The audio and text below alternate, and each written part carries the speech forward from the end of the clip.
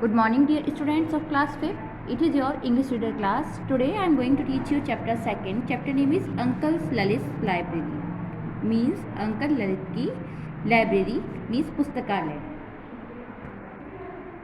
Let's start the chapter. Dr. Lalit came to receive Raman at the station.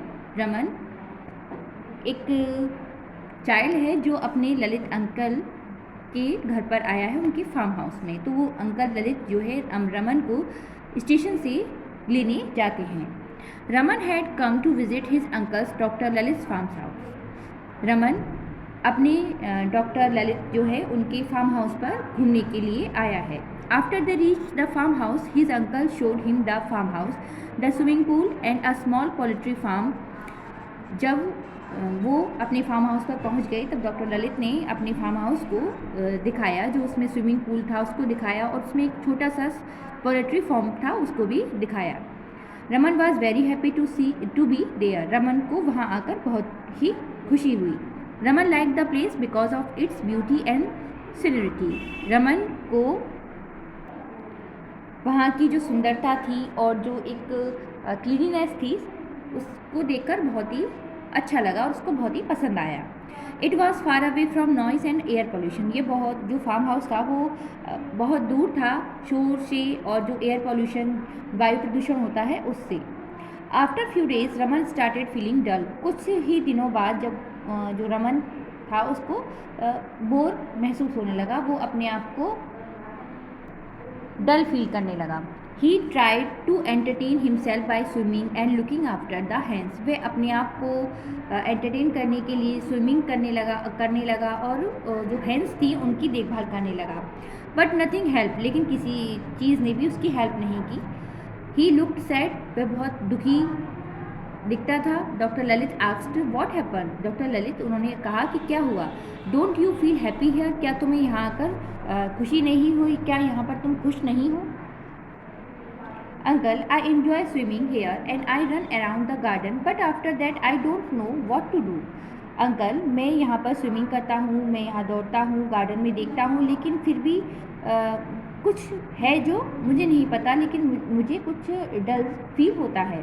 I don't have any friend here. मेरा यहाँ पर कोई मित्र नहीं है. How do you spend your time uncle, spoke Raman. आप अपना समय कैसे यहाँ पर बिताते हैं, उसने अंकल से पूछा.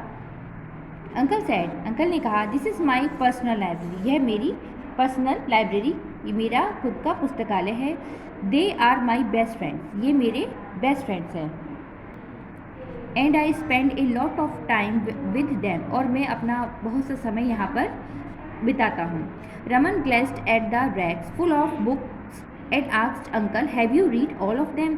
रमन ने अपनी आंखों को चारों ओर दौड़ाया और देखा कि जितनी भी वहाँ पर रैक्स थी वो बुक्स से फुल थी. तो उसने पूछा कि अंकल आपने ये सारी किताबें क्या पढ़ी हैं? Yes, not in a day. हाँ, एक ही दिन में नहीं. I started collecting and reading books when I was of your age and then the number of books increased and it became a source of wisdom and knowledge. मैंने books को collect करना means इकट्ठा करना और उनको पढ़ना start किया था जब मैं तुम्हारी उम्र का था. इस तरह मेरे पास यहाँ पर कई बुक हो गई, बढ़ती गई और ये एक सोर्स हो गई विजडम एंड नॉलेज की, मीन्स ज्ञान की. You should also cultivate the habit of reading books said uncle. Uncle ने कहा कि तुम भी जो किताबों को पढ़ना है उस हैबिट को कल्टिवेट इम्प्रूव कर सकते हो. But uncle we have to read so many subject books too said Raman. लेकिन रमन ने कहा कि अंकल हम अपनी सब्जेक्ट की, अपने विषय की कई सारी किताबें पढ़ते हैं.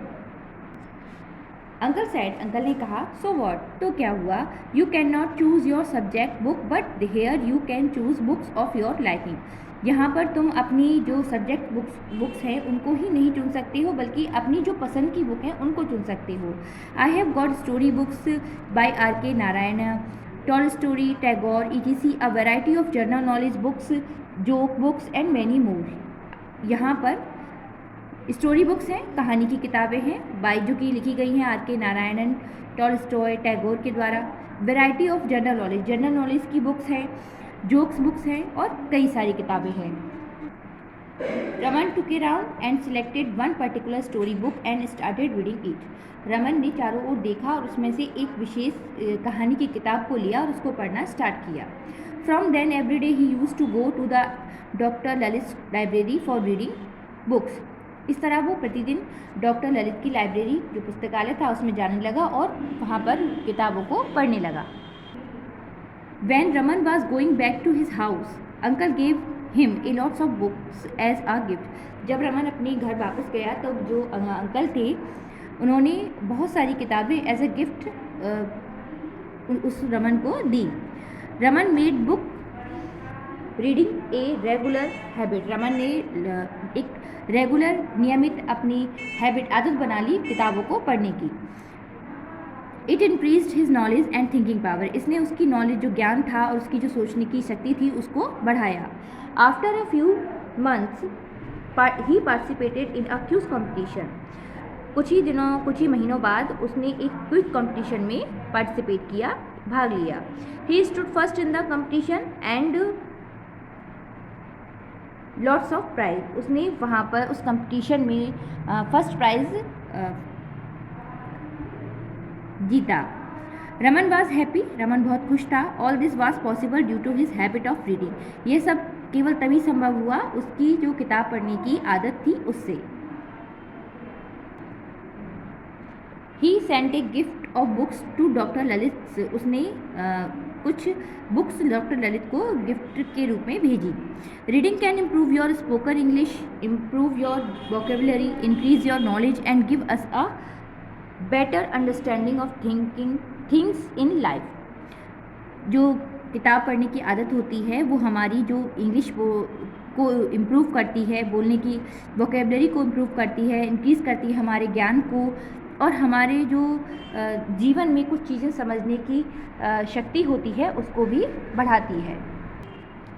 It's means reading books increase our knowledge and thinking power. इसका अर्थ ये होता है कि किताबें पढ़ना हमारे लिए बहुत लाभदायक है. ये हमारे ज्ञान को बढ़ाती हैं, हमारे सोचने की शक्ति को इम्प्रूव करती है. Now I will explain the exercise of this chapter. First, filling the blanks. First, Raman was very happy to be there. Second, Raman liked the place because of its beauty and scenery. Third, he tried to entertain himself by swimming and looking after the hens. Fourth, there were many racks full of books. Fifth, you should also cultivate the habit of reading books. Sixth, reading books increase his knowledge and thinking power. B, write true or false. जो statement true है उसके आगे आपको true लिखना है, जो false है उसके आगे आपको फॉल्स लिखना है. First, uncle loved reading books. It's true. Second, Raman was surprised because he had not met any man apart from his uncle in the farmhouse. It is true. Third, Raman was thrilled to see so many books. It's true. Fourth, reading books decreased Raman's knowledge. It is false. Fifth, Raman won the first prize in the competition. It is true. So I hope you all have understand this chapter. Keep practice and do this work on your book and notebook also. And learn also. Thank you.